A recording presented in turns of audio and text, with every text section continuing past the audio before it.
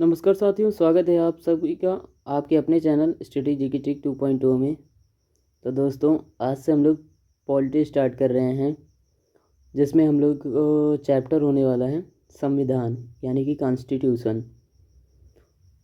तो संविधान को अगर हम लोग संधि विच्छेद करते हैं तो सम प्लस विधान यानी कि सम मतलब सभी के लिए समान और विधान मतलब कानून। तो इसका छोटा सा एक मीनिंगफुल अगर सेंटेंस जानने की कोशिश करेंगे तो इसका मतलब होता है सभी के लिए समान कानून। उसको संविधान के रूप में हम देखते हैं। आइए जानते हैं संविधान की परिभाषा क्या होती है। तो संविधान ये कहता है कि नियमों कानूनों का ऐसा संकलन जो किसी देश का शासन चलाने के लिए आवश्यक हो। क्या चीज़? शासन। शासन चलाने के लिए आवश्यक हो, यानी कि नियम और कानून का एक ऐसा संकलन होना चाहिए जो किसी देश के लिए शासन चलाने के लिए आवश्यक हो। ठीक है दोस्तों। राज्य व्यवस्था क्या होती है यानी कि पॉलिटी, इसको क्या कहते हैं? ये क्या कहता है कि संविधान को व्यवहार में लाना ही पॉलिटी यानी कि राज्य व्यवस्था कहलाती है। एग्जाम्पल के स्तर से हम समझने की कोशिश करेंगे।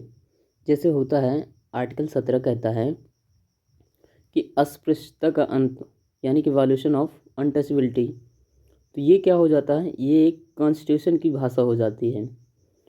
और जैसे दूसरा है नागरिक अधिकार संरक्षण अधिनियम 1955। तो ये क्या हो जाती है? एक राज्य व्यवस्था की भाषा पर आधारित हो जाता है। तो आई होप आपको समझ में आया होगा कि जैसे आर्टिकल वगैरह हो जाते हैं तो ये कॉन्स्टिट्यूशन में आते हैं।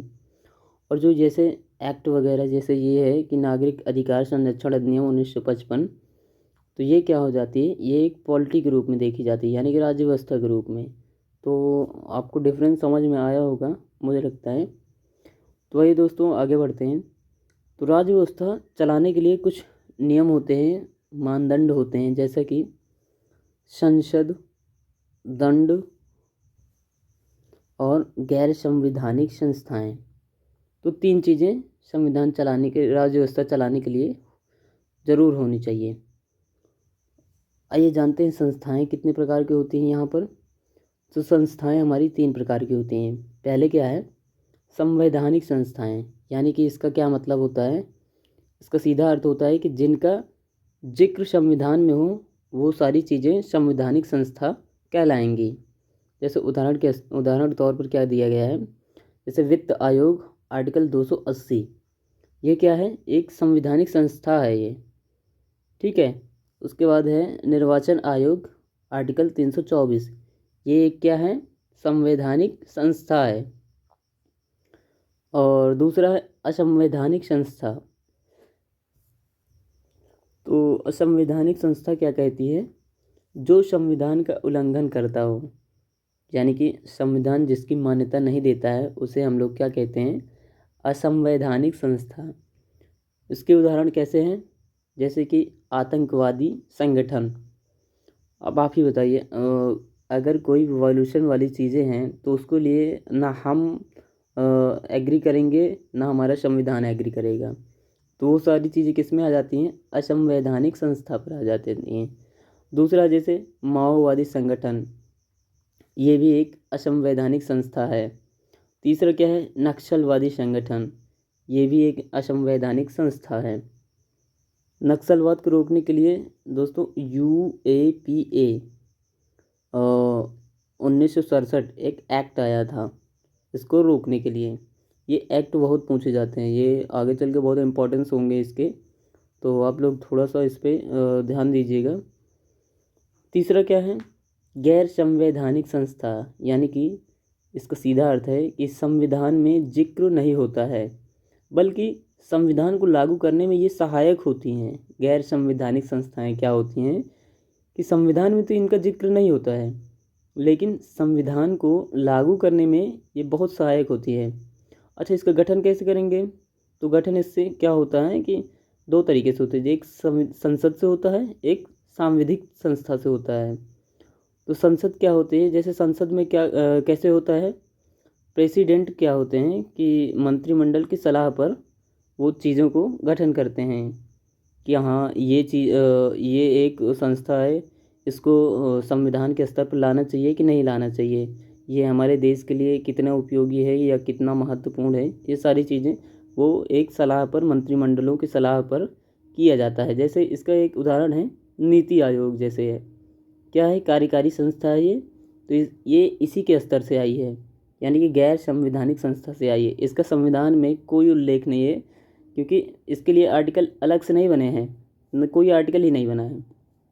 तो ये एक ऐसी संस्था हो गई, संवैधानिक गैर संवैधानिक संस्था हो गई। अब वो तो रही बात संसद की।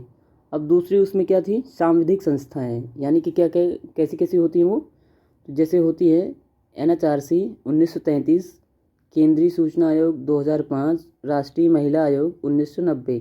ये क्या होती हैं, सांविधिक संस्थाएं होती हैं।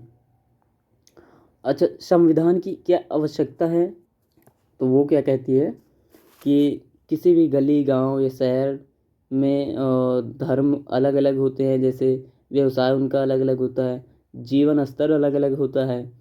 तो संविधान की क्या आवश्यकता क्या है, तो इसका सीधा नियम क्या है कि सबको पालन करना चाहिए। जो भी संविधान में अगर लिखा गया है कि अगर ये चीज़ें अप्लाई होनी चाहिए, वो सब पर होनी चाहिए। कोई भी अगर जैसे कि सूचना दी जाती है कि ये चीज़ें सभी देश में हर एक व्यक्ति के लिए, ना कि जात वगैरह देखकर नहीं, बल्कि वो एक ये चीज़ देखे समाज के लिए क्या जो नियम दिए जाते हैं वो सबको पालन करना होता है। फिर चाहे निम्न स्तर का आदमी हो या फिर उच्च स्तर का आदमी हो या फिर कोई भी संस्था हो, कोई भी जो भी चीज़ें हैं, तो उनको लिए क्या होता है कि सबको पालन करना है एक नियम को। जो संविधान में नियम दिया जाएगा तो वो उसका सभी लोग पालन करना है।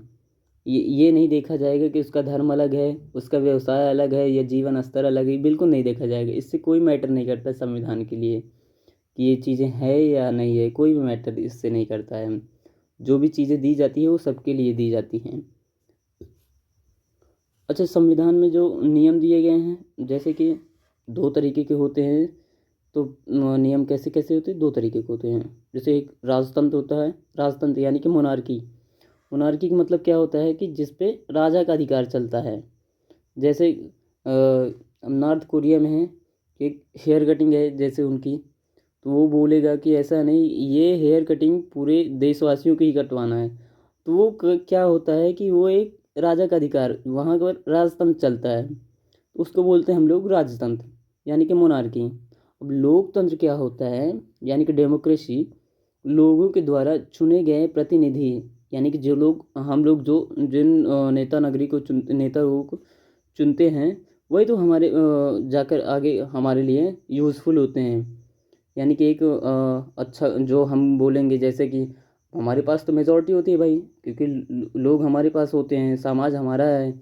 उन नेताओं को हम ही तो जो है वोट करके जो है उनको उनके एक गद्दी पर बैठाते हैं। ये एक हमारे देश को एक अच्छा सा जो है डेवलपमेंट दिखाएंगे, सारी चीज़ें उपलब्ध बढ़िया से करवाएंगे, जो भी ज़रूरतमंद चीज़ें होती हैं। तो वो चीज़ें क्या होती है, लोकतंत्र में होती है। वहाँ पर कोई राजा वगैरह नहीं होता है।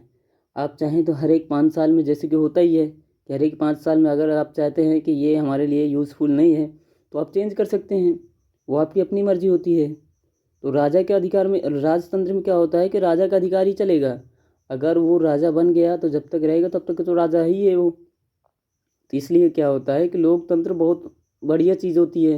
ये डेमोक्रेसी तो ठीक चीज़ होती ही है। अगर आपको नहीं पसंद आ रहा है तो अगले 5 साल के लिए आप चेंज कर देंगे।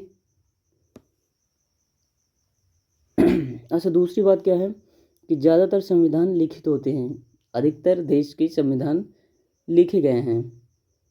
तो दोस्तों, कैसी लगी वीडियो ज़रूर कमेंट करें और चैनल को सब्सक्राइब करें, लाइक करें, शेयर करें, कमेंट करें। धन्यवाद।